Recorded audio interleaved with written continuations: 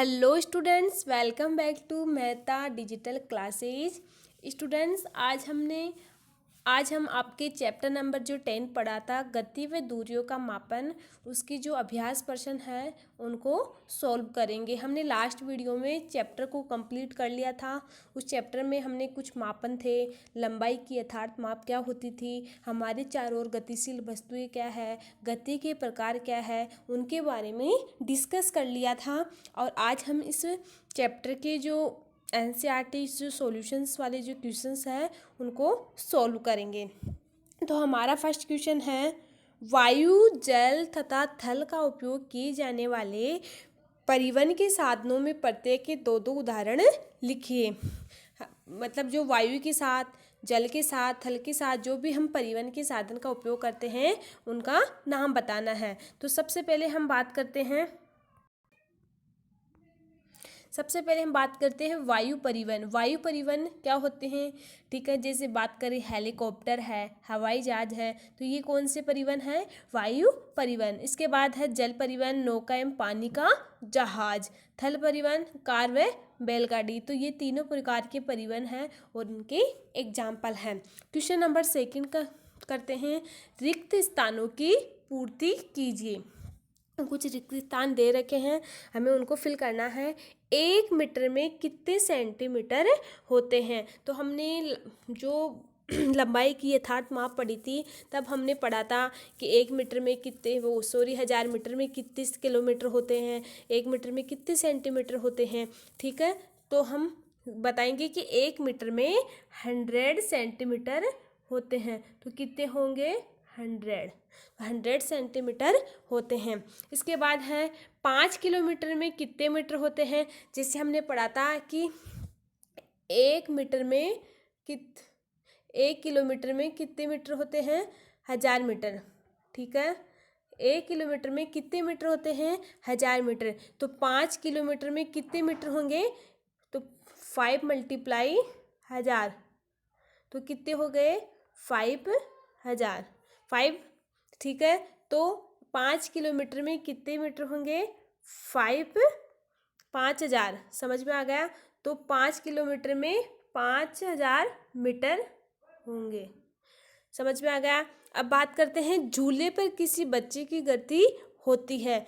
जो आवर्ती गति की बात करें, जैसे आवर्ती गति हमने पढ़ी थी कि आवर्ती गति में क्या होता था, वो अपने एक ही पोजीशन में ना रखे, कभी आगे पीछे होना, वही क्या होता, मतलब अपनी गति को दोहराना, वही कौन सी गति होती है? आवर्ती गति। तो झूले में क्या होती है? आवर्ती गति होती है, क्योंकि झूला क्या करता है? अपनी ही गति को बार बार दोहराता है। तो झूले में किस प्रकार की गति होती है? आवर्ती गति। किसी सिलाई मशीन की सुई की गति कौन सी होती है? आवर्ती गति, क्योंकि जो हम जब भी सिलाई की मशीन चलाते हैं तो वो सिलाई की मशीन की जो सुई है वो क्या करती है? ऊपर नीचे होती रहती है। ठीक है, तो वो मशीन क्या होती है? ऊपर नीचे। तो वो कौन सी गति? अपनी ही गति को बार बार दोहराती है, तो आवर्ती गति कहलाती है। इसके बाद देखो, किसी साइकिल के पहिए की गति, साइकिल के पहिए की गति वर्तुल गति कहलाती है, क्योंकि वर्तुल गति वह गति होती है जो गोल में घूमती है, तो वर्तुल गति कहलाती है। क्वेश्चन नंबर हम 3 की बात करते हैं, पग अथवा कदम का उपयोग लंबाई के मानक मात्रक के रूप में क्यों नहीं किया जाता? देखो, एक व्यक्ति के पैर का आकार दूसरे व्यक्ति के पैर के आकार से क्या होता है? भिन्न होता है। यदि दो व्यक्तियों के नक्शे कदम की लंबाई मापने के लिए उपयोग किया जाता है तो दोनों दूरियां बराबर समान नहीं होती, इसलिए एक पैर की मात्रा नहीं है, इसलिए हम लंबाई की मानक इकाई के रूप में उनका उपयोग नहीं कर पाते। क्योंकि अगर हम 2 व्यक्तियों की बात करें तो 2 व्यक्तियों की जो दूरियां होती हैं, ठीक है, उनकी जो लंबाई मापन होती है वो क्या होती है? अलग अलग होती है, तो हम इसका उपयोग मानक मात्रक के रूप में इसका उपयोग नहीं कर पाते हैं। क्वेश्चन नंबर 4 की बात करें, हम क्वेश्चन नंबर 4 की बात करते हैं, निम्नलिखित को लंबाई के प्रत्येक परिणामों में व्यक्त कीजिए। आपको पता है, ठीक है, तो आपको बढ़ते क्रम में लिखना है कि सबसे पहले क्या आता है, फिर उससे छोटा। तो बढ़ते क्रम में तो हम बात करें कि 1 मिलीमीटर सबसे छोटा, फिर सेंटीमीटर, फिर मीटर, फिर किलोमीटर। समझ में आ गया। तो ये क्या है, इसका लंबाई का बढ़ता क्रम। क्वेश्चन नंबर 5 की बात करते हैं। किसी व्यक्ति की लंबाई 1.65 मीटर है, ठीक है, उसे सेंटीमीटर तथा मिलीमीटर में व्यक्त कीजिए। तो हम बात करते हैं, जैसे हमने लिए एक व्यक्ति की लंबाई कितनी है, 1.65 मीटर है, ठीक है, और हम जानते हैं कि 1 मीटर में कितने सेंटीमीटर होते हैं, 1 मीटर में 1000 सेंटीमीटर होते हैं और 1 किलोमीटर में 1000 मीटर होते हैं। इसका मतलब है 1.65 मीटर मल्टीप्लाई 1000। हमें किस किस में कन्वर्ट करना है, सेंटीमीटर में, मीटर को सेंटीमीटर में। तो मीटर को सेंटीमीटर में कन्वर्ट करने के लिए क्या करते हैं, 100 से मल्टीप्लाई करेंगे, ठीक है।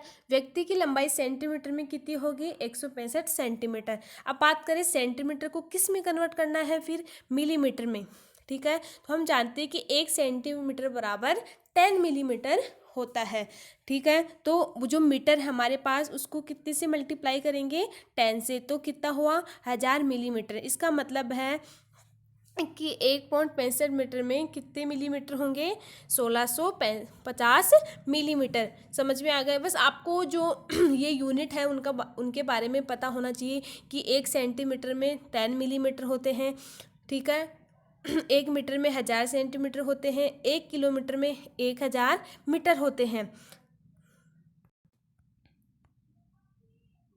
क्वेश्चन नंबर 6 की बात करते हैं।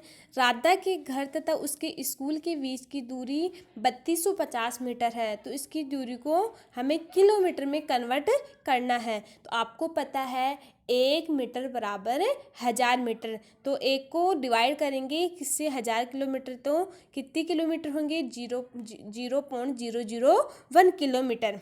समझ में आ गया।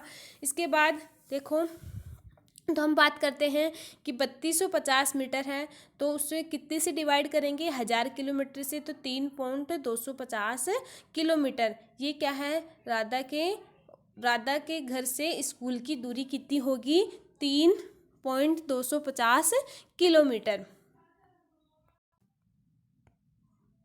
हम क्वेश्चन नंबर 7 की बात करते हैं। किसी स्वेटर बुनने की सिलाई की मापते समय स्केल पर यदि इसके सिरे का पाठ्यांक 3.0 सेंटीमीटर है तथा दूसरे का पाठ्यांक 33.1 सेंटीमीटर है, तो सिलाई की लंबाई कितनी होगी। तो हम जानते हैं कि सिलाई के सिरे का पाठ्यांक कितना है, 3.0 सेंटीमीटर, और सिलाई के दूसरे सिरे का 33.1 सेंटीमीटर। तो हम जानते हैं कि सिलाई की लंबाई को क्या करते हैं, जो दोनों सिरों के बीच की दूरी याद करते हैं, तो जो फर्स्ट वाली है, सेकंड वाला जो पाठ्यांक है उसमें से फर्स्ट वाला पाठ्यांक को क्या कर देते हैं, माइनस कर देते हैं, तो क्या होगा, सिलाई की लंबाई कितनी होगी, 30.1 सेंटीमीटर। अब क्वेश्चन नंबर 8 की बात करते हैं। किसी चलती हुई साइकिल के पहिया तथा चलते हुए छत के पंखे की गतियों में समानता तथा असमानता बताइए, ठीक है। तो हम बातें करते हैं समानताएं कि इन दोनों में क्या क्या समानताएं हैं। देखो, पंखे के ब्लेड और साइकिल के पहिए एक बिंदु पर निश्चित किए जाते हैं। दोनों ही क्या होते हैं, दोनों की जो मेन पॉइंट होते हैं वो एक निश्चित बिंदु पर निश्चित किए जाते हैं। दोनों के पास उनके संबंधित निश्चित बिंदु वर्तुल गति में होते हैं। असमानता की बात करें, एक साइकिल में रेखीय गति होती है जबकि सीलिंग फैन के प्लेन में रेखीय गति नहीं होती, ठीक है। रेखीय गति का मतलब होता है वह गति जो एक सीधी सरल रेखा में हो, जबकि हम बात करें पंखे में ऐसी कोई गति नहीं होती, वो तो गोल गोल घूमता है। पंखे की ब्लेड की गति आवर्ती होती है जबकि साइकिल की गति आयताकार होती है। तो ये क्या है, साइकिल व पंखे की समानता व असमानता। क्वेश्चन नंबर हम 9 की बात करते हैं। आप दूरी मापने के लिए किसी लचीले फीते का उपयोग क्यों नहीं करते। यदि आप किसी दूरी को लचीले फीते से मापें तो आपकी माप किसी अन्य को बताने में आपको जो समस्या आएगी उनमें कुछ समस्या लिखिए। देखो, किसी लचीले फीते को हम खींच सकते हैं पर किसी दूरी को मापने के योग्य नहीं होता, क्योंकि उसकी कोई निश्चित स्थिति नहीं होती, क्योंकि फीते की खींचने में उसकी लंबाई क्या होती है, बदल जाती है। खींचने से वो फीता क्या होता है, लंबाई में बदल जाता है, और खिंचाव की वजह से मापी हुई लंबाई सही नहीं याद होती है, ठीक है। अगर हम एक ही वस्तु की लंबाई किसी लचीले फीते के दो बराबर मापते हैं तो दोनों मापी हुई लंबाई का नतीजा हमें क्या होगा, अलग अलग प्राप्त होगा, क्योंकि लचीले फीते में खिंचाव मुमकिन होता है। अब क्वेश्चन नंबर 10 की बात करते हैं। आवर्ती गति के दो उदाहरण बताइए। आवर्ती गति का सबसे पहले हम डेफिनेशन बताते हैं कि आवर्ती गति क्या होती है। वह गति जो अपनी गति को बार बार दोहराए, ठीक है, आवर्ती गति कहलाती है। आवर्ती गति की उदाहरण की बात करें, जैसे एक है पेंडुलम की गति।